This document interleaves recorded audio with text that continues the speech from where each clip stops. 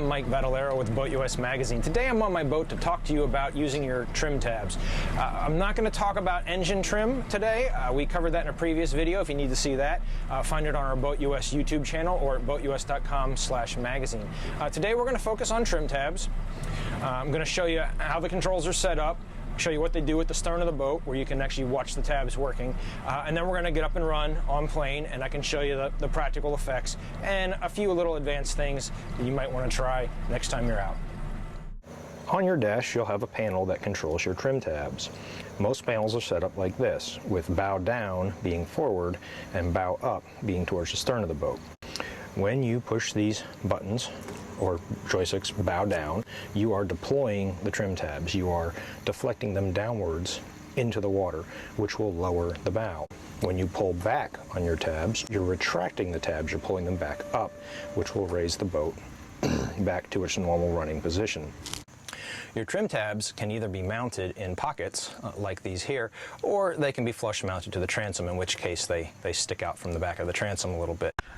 But either way, when the boat is up and running and on plane and your tabs are fully retracted, they do not change the flow of water past the boat.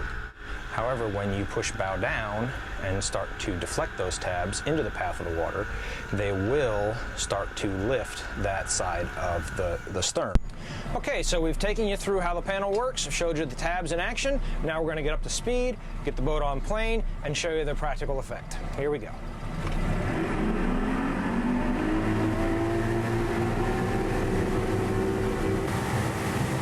Okay, so we're up to speed on plane, and I've got some sandbags standing in for uneven passenger loading. So my passenger Sandy there is on the starboard side, and you can see, if you look at my bow rail compared to the horizon, my boat's listing the starboard pretty good.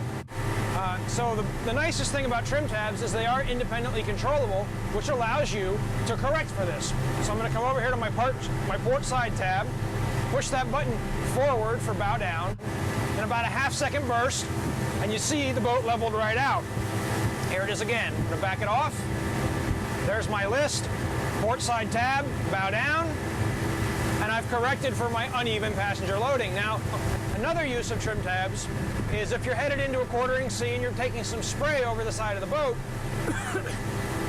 depending on the design of your boat, you can either raise or lower that quarter of the bow and either knock that spray down sooner if you have a hard chine boat by lowering that side of the boat, or if you've got a soft chine boat, you may actually want to raise it up so that it moves a little bit further down the side of the boat. It might be picked up a little further aft, and that wind and spray might pick up and go behind you. You'll have to play a little bit according to the design of your boat, but one of those should help you out.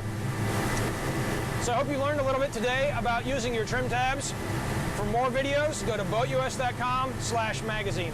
Thanks for watching.